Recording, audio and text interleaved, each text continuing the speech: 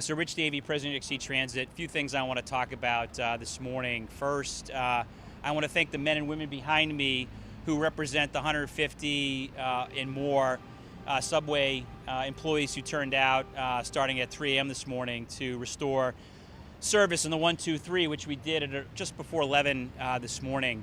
There's still some work to do. But we were able to get service up and running, so I want to thank them. I've often said this, that New York City Transit workers, when the call is made, they always answer the call. COVID, 9/11, superstorms, and in this instance, perhaps a DEP-created storm, which we'll talk about. But I'm just grateful for their work. So as I mentioned, 300,000 customers approximately use the 1, 2, and 3 line on a regular rush hour morning. So that gives you a sense of how many folks were impacted today. Give you a sense of how significant of a water event this was. We believe 1.8 million gallons of water entered our system. Approximately 1 million were pumped out by our normal pump rooms. We had to bring in, as you see behind this gentleman here, David, the blue pump there, and other pumps, mobile pumps, to pump out another 800,000 gallons of water. So again, a great effort by our team. In fact, I saw folks actually lugging that pumped out into the station because it doesn't have elevators, to give you a sense for what was happening. And I would say, obviously we work closely with DEP, but in this instance, call upon them. We'll continue to work with them, but I think it took about 90 minutes for that water to be shut off, and in any instance, a minute matters. So we'll obviously work with them to think about how we can do a better job, how they can do a better job to ensure that this impact doesn't impact our customers as severely as it did today. But again, I'm just grateful for the work from the men and women of New York City Transit to get the 1, 2, 3 back. And as I said, we have a little more work to do, but that will be off hours tonight, which shouldn't impact service, to do some final cleanup. So with that, I'm happy to take questions for folks. Gus Rosendale from Channel Gus. 4 right here. Could you preview the evening commute for people to see as they're heading home today? Should be no issues in the evening commute tonight. We have some comms rooms, some drainage we have to clean up. We'll do that after the evening commute and in between, off-hour trains. So there shouldn't be any residual delays. We have some residual delays now as trains get back into position. We get the right headways, but by rush hour tonight, should be no issues. Other questions? Yeah.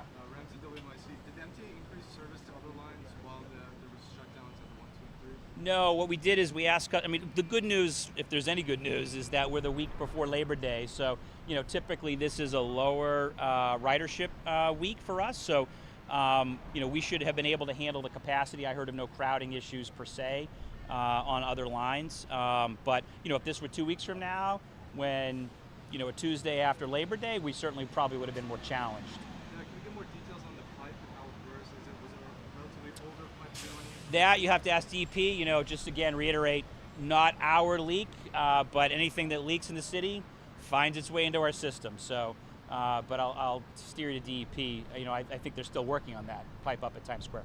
Other questions? Anybody? Well, look, we've had a water main break, a pretty serious one, I think, a few years ago before my time. We've had, some issues in some of, Inwood and a few other places where we have deep stations and sometimes water, whether it's rainstorms or other storms. Again, if the sewer system isn't functioning as it should be, water seeps into our system, which is another place where we need to work closely with DEP. We have and we continue to. It's making sure that whether it's a water break like this and they're able to shut it off more quickly, or, having the capacity in the sewer system here in New York City to capture that water and get rid of it before it seeps down to our subway system, that's a big issue. All right. Anybody else? Yeah, Greg Hocker, Channel Greg. 11. President, there's a lot of work going on. What do you say when you're sitting around kind of the table with your family? Why does the train have to not run? Why do we have to do all this work? What's going on? If my generally, if my family would sit with me at a table, no. In all seriousness, this is a 120-year-old system, right? And I think, this is why we talk about congestion pricing. This is why we talk about investment. I could take you and probably bore you to death for, how old some of the infrastructure that we have in New York City Transit, signal systems that were put in the in the 1950s at City Hall. You know, we're doing a major track work on the F line right now because that track is 40 plus years old. I mean, you know, facilities with leaking roofs. I mean, there's a lot of investment that needs to happen that, you know, even the public doesn't see. So we have a lot of work to do. I have every confidence in this group of people and those who aren't here to get it done. You know, I always say, give us the tools and we'll get it done. All right, anybody else? So just to clarify, services are back up and running? Yes, it is. Yep, it was a little before 11 o'clock. All right, anything off topic?